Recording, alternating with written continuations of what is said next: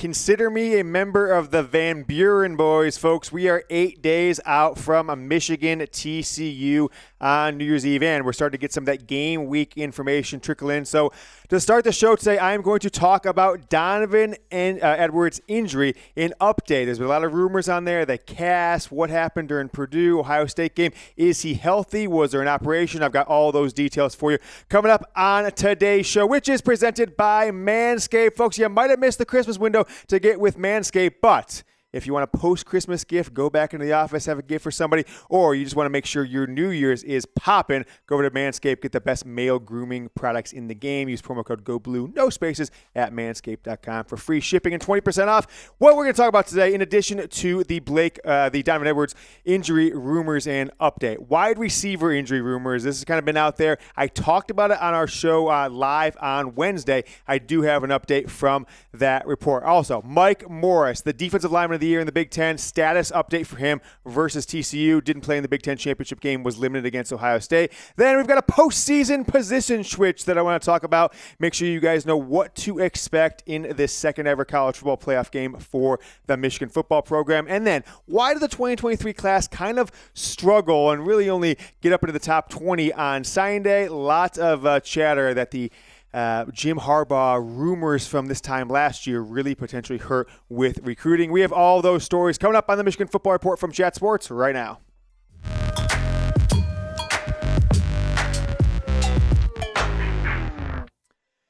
It is Jim Harbaugh's 59th birthday today, so I don't know if Harbaugh watches this video every day, but if the odd chance that he does, we want to make sure that we acknowledge his birthday, and he goes down in the comments, reads what the fans are feeling, that you guys are showing him the love. I remember the same show we did 2 years ago. It was like, F Harbaugh's birthday. He's 2-4, fire his ass. Not the case anymore, coming off back-to-back Big Ten championships.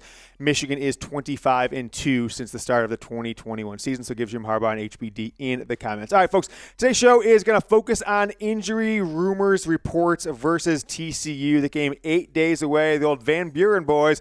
You never take out one of your own, right? Former member. And we'll dive into a little bit of my take on recruiting rumors. I have talked and texted and read some stuff on why the 2023 recruiting class may have suffered. I think you'll be interested in my take on that. But let's start off with the Donovan Edwards injury update. So, heard this a couple weeks ago, didn't really have any insight on it, and I still don't think it is 100% confirmed. So if this turns out to be true, I'm just kind of 75% positive at this point that Donovan Edwards had a minor hand surgery, right? I always like to get at least two sources, and maybe somebody else is at least alluding to it out there in the greater media sphere, but will play against TCU, is practicing now as we're approaching game week, and will have a smaller cast on his hand. So I don't know if you guys really paid attention against Ohio State and then against Purdue.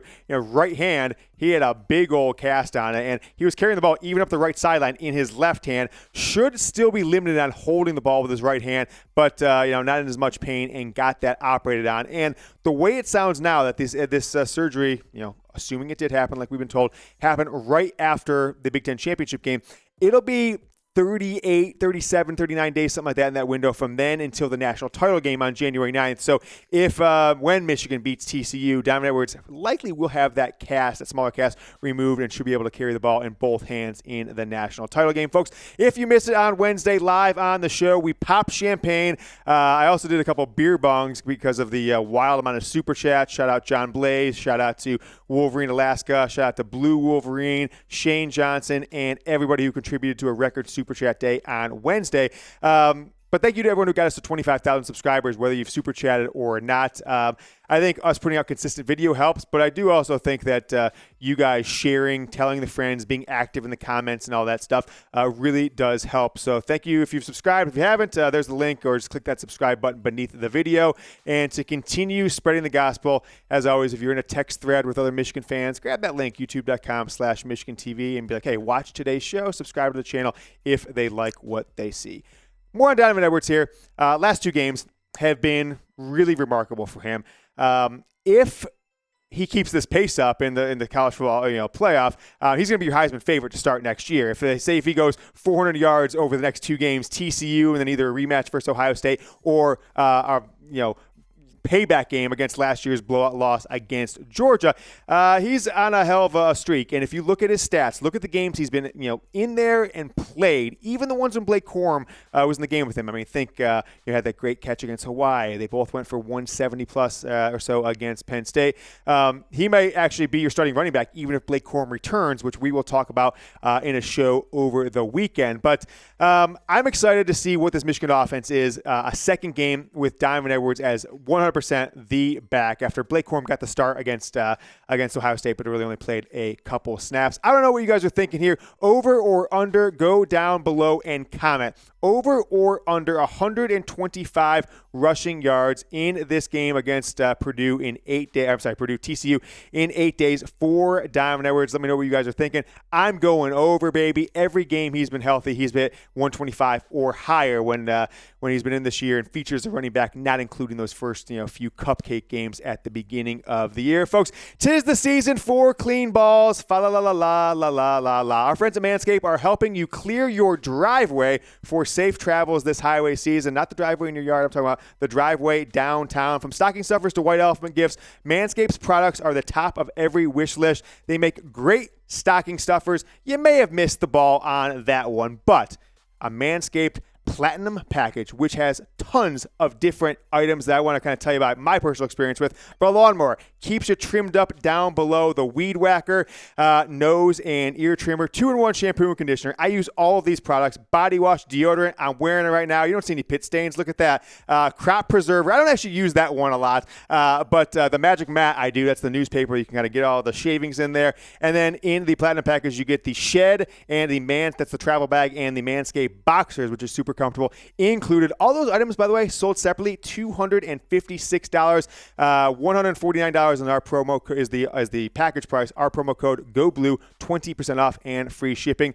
Don't go into the new year, being a hairy beast all over your body, or if you want to, hook up a friend, coworker, guy in your life, go to Manscaped, get the Platinum package, use promo code GOBLUE to get a big time discount. Link is down in the comments and the description of today's video. ANdrel Anthony, I mentioned on Wednesday's live show that it was 50-50 or so that he will play. Injured his ankle in practice late last week or over the weekend, about a week ago or so now. But things are getting better, nursing that sprained ankle. But as of today here, we're on Friday morning or Friday afternoon here, December 23rd, 8 days away. The word is that he is very likely, probable is the word I was given, to play against TCU, although not a starter. So if he was out, I don't necessarily think it impacts Michigan's game plan, although he does play a lot of snaps despite his limited production with only 7 catches on the year. All right, we've talked a lot about this game all December long. 20 days ago, Michigan beat Purdue. 19 days ago, we found out about this matchup. Michigan has fluctuated, right? It was 8.5 points, got to 9.5, 7. Now it's back to 7.5 points. Michigan's favored. Over-under is 58.5. Michigan TCU, it's the early game, 4 p.m. Eastern on New Year's Eve. I think I'm taking Michigan, although TCU, against the spread at least, and of course to win, although TCU is one of the best close game teams in modern college football history. Go look at the scores of their games. Like 8-9 games that were within one score. Mike Morris, as we mentioned off the top of the show, a defensive lineman. He's the defensive lineman of the year in the Big Ten, was limited to 11 snaps against Ohio State, and didn't play at all against Purdue. Has started practicing again over the last few days, and sources tell me that he will play against TCU. Expectation is that he will be about 90% in that game, which is, look, going through life, folks. I didn't get much sleep last night or whatever. I got all this different stuff. I'm showing up. I'm barely 90% on this show. Mike Morris, 90% of the game. That's as close to 100% as you are going to get. All right, guys, thanks so much for subscribing to the channel. If you have, thank you so much for getting us to 25,000 subscribers, as I mentioned to start the show. It really helps out. What better in life is the recommendation of a friend, especially around Christmas. So send a couple of your friends if you can the link if you like the show, if you've been subscribed for a while. YouTube.com/MichiganTV. Kalel Mullings, right? Got a couple carries over the last couple games. Did the jump pass against Ohio State, scored a touchdown against Purdue. he was going to be a linebacker or a running back at the beginning of the year. Michigan really wanted him to make that position change. Then Nikhai Hill-Green got hurt, right? Then Michigan's too deep at linebacker really took a shot, moved Mullings back over to defense. Okay, then Blake Corum's out, moving back to offense. But with Corum getting surgery, not going to be a part of this college football national championship run, Mullings has been practicing exclusively at running back. And there was a lot of chatter that he is doing well enough, especially in the short yardage stuff, that he is going to be the backup running back against TCU, which is kind of wild to think about. It actually makes me fear a little bit more for the future after Donovan Edwards and what Michigan does at that position. If Edwards is healthy, though, for both these games coming up and Mullings just gets 3 to 5 carries, I think we could all live with that, but we'll see how it shakes out 8 days from now. All right, I've been watching a lot of Michigan football highlights, Purdue game, Ohio State game, Penn State game over the last 2-3 weeks with there's no good Michigan football. I've been tweeting out a couple, did one last night, did one again this morning of Donovan Edwards' 2 big runs against Ohio State. So tell me your favorite play so far from the 2022 season. I just watched this one, the 75-yarder from Donovan Edwards, the first touchdown run. I've got it memorized. I watch it so many times. It's now here's Edwards with a lane. Donovan Edwards down the sideline, gets past Ransom. Pause. Donovan Edwards, touchdown, Michigan. And then maybe just like last year, oh, Jabo, it's the Don. And then there's just 10 seconds of silence. And I just hear the crowd silence to Ohio State. And then Johnson comes back with 75 yards. That's my favorite call and play of the year. Let me know what yours is. We'll kind of see how things shake out, what plays I'm even forgetting about. Let me know down in the comments.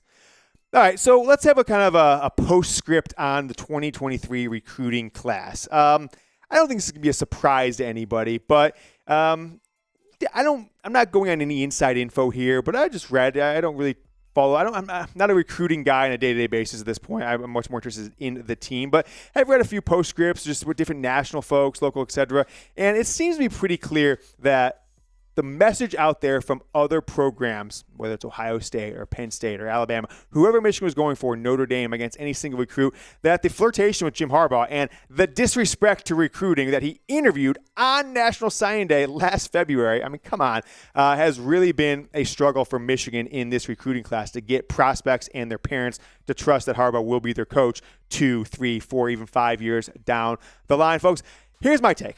If Jim Harbaugh and Michigan finally want to put this struggle and these rumors every single December to bed, I think they've got to, at this point, go for a massive long-term deal. I mean, it's really been the storyline the last 2 post-Ohio State, post-Big Ten championship game seasons, right? Out of 2020, you didn't have an Ohio State game, but it was like, oh my gosh, Harbaugh's in the last year of his contract. He can't be a lame duck coach, but he just went 2-4. What are they going to do? So that was a struggle. They let him get to his last year of his contract, and that was just a managerial malpractice by Michigan's athletic department. Then last year, it was, okay, he's got this new contract. He's going to potentially get a new contract. We'll see. He just got the lower one. But now he's interviewing for NFL jobs. He's a top candidate for the Giants and the Raiders and the Vikings. Didn't really get any of those ones, but he did interview and potentially was going to take the job if offered and aligned with alignment. So if Michigan really wants to put these things to bed, I think after the TCU game, before a national championship game, assuming Michigan, of course, wins, I think it'd be really great if they came out with like an 8 or 10-year contract that some of these other schools have given their guys with a buyout that makes the NFL just a non-possibility going forward. I want to ask you guys this question, though. I'm not talking about next year, but let's just say 2 more seasons, right? So 3 years from now, start of the 2025 season, will Jim Harbaugh be Michigan's head football coach? Start of the 2025 season. Let me know what you guys think. Y for yes or N for no. Let me know down in the comments. And Merry Christmas, everyone. Next week is game week, so when you wake up on Christmas morning, it is officially game week on a Sunday because the game is next Saturday afternoon, the 31st. So enjoy it today with your family, friends, but get ready. We'll have a ton of content for you leading up to Michigan TCU next Saturday. To also you guys, next video, go Blue.